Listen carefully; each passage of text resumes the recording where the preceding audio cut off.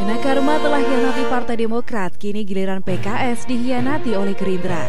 Ditulis oleh Ferry Padli di siword.com. Halo, assalamualaikum, jumpa lagi dengan suara Nina di channel Redaksi TV. PKS meskipun parpol berbasis Islam, tapi tingkah laku elit dan kadernya banyak juga yang bertentangan dengan Islam. Seperti presidennya periode 2009-2014, Lutfi Hasan Ishak, bukannya berdakwah mengajak ke jalan kebenaran, doi malah dijemput oleh KPK pada 2013 lalu. Lantaran menerima hadiah dan janji terkait pengurusan kuota impor daging sapi di Kementerian Pertanian.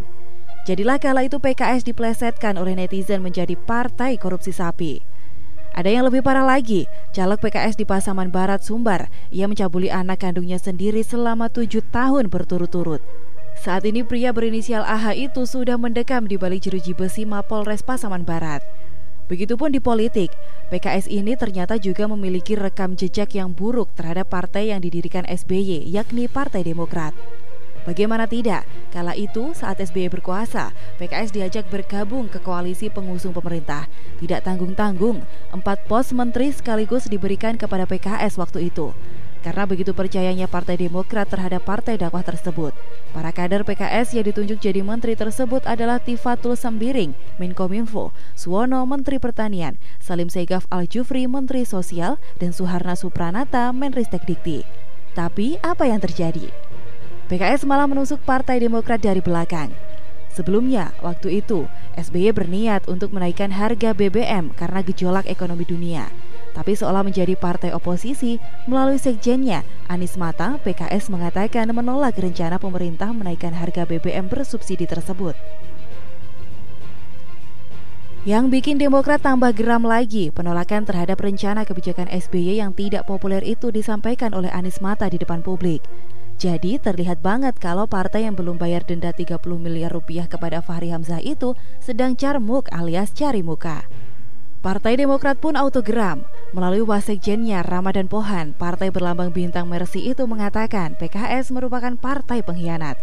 PKS ada usulan dan pendapat lain, kan ada forumnya. Jadi jangan seperti sekarang, PKS main tusuk tidak jelas, apalagi dengan alasan yang tidak jelas pula, ujar Ramadan pada tanggal 22 Maret 2012. Koalisi itu hakikatnya bersama pemerintah dalam suka dan duka. PKS mengkhianati pemerintah dan spirit setgap, lanjutnya dengan nada kesal. Nah, sekarang berbalik arah, yakni giliran PKS yang dikhianati. Memang sih yang mengkhianati PKS kali ini bukan Partai Demokrat, melainkan Partai Gerindra, tapi tetap saja sakitnya tuh di sini. Tentu kita masih ingat pada Pilpres 2014 lalu, PKS mendukung Prabowo. Padahal yang jadi cawapres kala itu bukan kader PKS, melainkan Ketua Umum PAN Hatta Rajasa. Nah, Pilpres 2019 kemarin, PKS sudah berusaha menawarkan kadernya untuk jadi cawapres Prabowo. Tidak tanggung-tanggung, 9 orang sekaligus kadernya yang ditawarkan untuk dipilih oleh Prabowo kala itu. Di antaranya adalah Hidayat Nur Wahid, Mardani Alisera, Salim Segaf Al-Jufri, dan ex-Menkominfo Tifatul Sembiring. PKS pun mendapat lampu hijau lewat tekanan dari gerombolan ex-pendemo Ahok, PA212 dan GNPT Ulama kepada Prabowo, yang mana rombongan alumni Monas Limin University, Komplek 212 itu menyodorkan Ketua Majelis Syuro PKS, Salim Segaf Al-Jufri dan Abdul Somad untuk jadi cawapres Prabowo. Dan si Somad kala itu menolak untuk dicalonkan menjadi RI2 dengan alasan ingin fokus bergerak di bidang dakwah, tidak mau terjun ke dunia politik. Artinya apa? Peluang PKS untuk kadernya jadi cawapres Prabowo terbuka lebar. Hanya saja muncul masalah baru. Prabowo tidak butuh orang yang hanya siap untuk dijadikan cawapres saja, tapi juga yang banyak duitnya karena untuk modal kampanye, karena uangnya juga sudah banyak habis untuk membiayai kampanye di Pilpres 2014. Sementara untuk dana kampanye di Pilpres 2019 ini tentu akan lebih besar lagi daripada di Pilpres 2014 lalu karena faktor inflasi. Untuk itulah Prabowo lebih memilih Sandiaga Uno daripada Salim Segaf sebagai cawapresnya. Padahal PKS sudah mengancam akan pecah kongsi dengan Gerindra jika bukan kadernya yang jadi cawapres. Gerindra pun berupaya untuk membujuk PKS agar tetap mau mendukung Prabowo, meskipun yang jadi cawapres adalah kader Gerindra sendiri. Pertanyaannya dengan cara apa?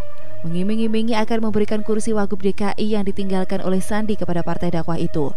PKS pun setuju dan akhirnya tetap mendukung Prabowo. Membayangkan bakal dapat kursi DKI 2, partai dipimpin oleh Sohibul Iman itu sudah menyiapkan 2 nama untuk menjadi pendamping Anies, yakni Agung Yulianto dan Ahmad Syaihu. Plus Nurmansyah Lubis yang belakangan ini juga disodorkan. Tapi apa yang terjadi? Janji hanya tinggal janji, sakit hati yang kurasa, ujar Zul, vokalis band Civilian yang pada akhir tahun 2019 lalu divonis 18 tahun penjara oleh majelis hakim lantaran mengedarkan narkoba. Kini kursi Wagub DKI yang begitu diidam-idamkan tersebut kembali dimiliki oleh Gerindra. PKS gigit jari. Sudah nggak dapat kursi cawapres selama 2 kali pilpres, nggak dapat kursi ketua tim ses, sekarang malah nggak dapat kursi Wagub DKI. Apes benar. Sudah saatnya tagar 2019 ganti presiden diganti menjadi 2020 PKS digibulin Gerindra.